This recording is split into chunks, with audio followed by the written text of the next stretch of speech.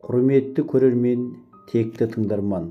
Арабия түбегінің оңтүстік және оңтүстік батыс бөлігінде орналасқан Йемен мемлекетінде ауыр жағдай орын алды. Жұрт кәсіпкерден $9 тегін алуға таласып, 90 адам тапталып өлген және 300-дей адам жараланған. Небәрі $9 үшін 90 адамның опат болуы, қалың жұртшылықтың бір-бірін таптап кетуі нені білдіреді? Есті оқырман сезіп тұр. Йемен 1990 жылы 22 мамырда Араб Республикасы мен Йемен Халық Демократиялық Республикасының ерікті түрде бірігуі нәтижесінде құрылды. Жер аумағы 532 мың квадрат километр шамасында. Халқы 17 миллион. Астанасы Сана. Ақшасы Йемен риалы. Осы ел туралы 14 қызықты деректі айта кетейік. Құрғақ Йемен елі әлі күнге дейін көптеген саяхатшылар, тіпті әлемнің жартысын аралағандар үшін картадағы бос орын болып табылады. Мұнда виза алу кейде оңай емес, бірақ онсыз да қонақтарының қауіпсіздігін әрең қамтамасыз ете алатын елге барғысы келетіндер аз. Өкінішке орай мұнда көптеген қызықты нәрселер бар. Йемен туралы қызықты деректерді айтайық.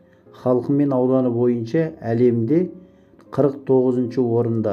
Бұл ел жер шарындағы ең көне өркениет орталықтарының бірі болып табылады. Бұл жерлерді адамдар шамамен 1,65 миллион жыл бұрын мекендеген. Ғалымдар бұл аймақта пайда болған кем дегенде 6 ежелгі патшалық туралы біледі. Соңғы бірнеше жылда Йеменде үкімет күштері мен исламшыл Ансар Алла тобы арасында қарулы қақтығыс жалғасуда. Сауд Арабиясы бастаған араб елдерінің коалициясы араласқанымен азаматтық соғысты тоқтату мүмкін емес. Йемен араб әлеміндегі ең кедей елдердің бірі.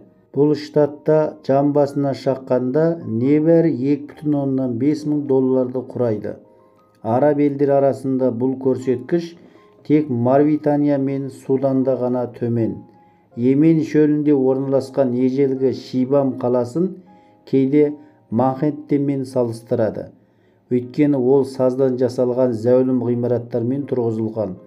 Ол 16 ғасырда салынған және құрылысшылары кең емес, биік үйлер салуды таңдаған ең көне қалалардың бірі. Йеменнің астанасы Сана, жер бетіндегі ең көне қалалардың бірі. Мұнда 9 ғасырға дейін салынған 100-ден астам мешіт пен мыңдаған тұрғын үйлер сақталған. Жергілікті тұрғындар қаланың негізін Нұх пайғамбардың ұлдарының бірі топан судан кейін бірден салған деп есептейді. Қызыл теңіз жағалауында Йеменнің тағы бір көрікті жері Забит қаласы. Осы көне астананың университеті бірнеше ғасырлар бойы ислам және араб әлемінің негізгі білім беру орталығы болды. Йемендегі Соктра архипелагы өзінің флорасы мен фаунасымен әйгілі. Жергілікті өсімдіктердің 37% және бауыры мен жорғалаушылардың 90% әлемнің басқа еш жерінде кездеспейді. Архипелагта ежелгі аңыздың кейіпкеріне айналған дракияның ерекше түрі де кездеседі. Аңыз бойынша баяғыда аралда қанішер айдаһар өмір сүріп, пілдерді жеген. Бірде оның үстіне ауыр піл құлап, құбыжықты басып қалды. Жеңімпаз бен жеңілгеннің қаны араласып, содан кейін шайқас болған жерде сол дракена өсті. Йемендіктер ірімшік, май және басқа да сүт өнімдерін сирек жейді.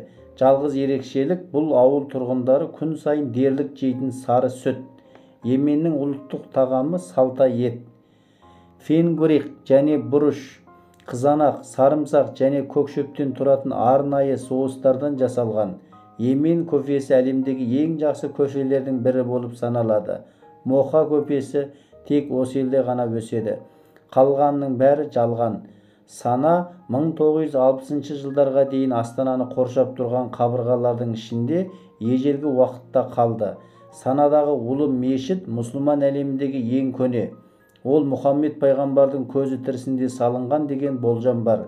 Йеменнің Мариб қаласынан алыс емес жерде. Соно біздің заманымыздан бұрын 8 ғасырда ұзындығы 600 метр, биіктігі 18 метр бөгет тұрғызылған. 1000 жылдан астам уақыт бойы жергілікті шаруаларға пайда болған су қоймасынан егінді суғаруға мүмкіндік берді. Құрметпен керек арнасы. Ел аман, жұрт тыныш, әлем бейбітшілікте болсын.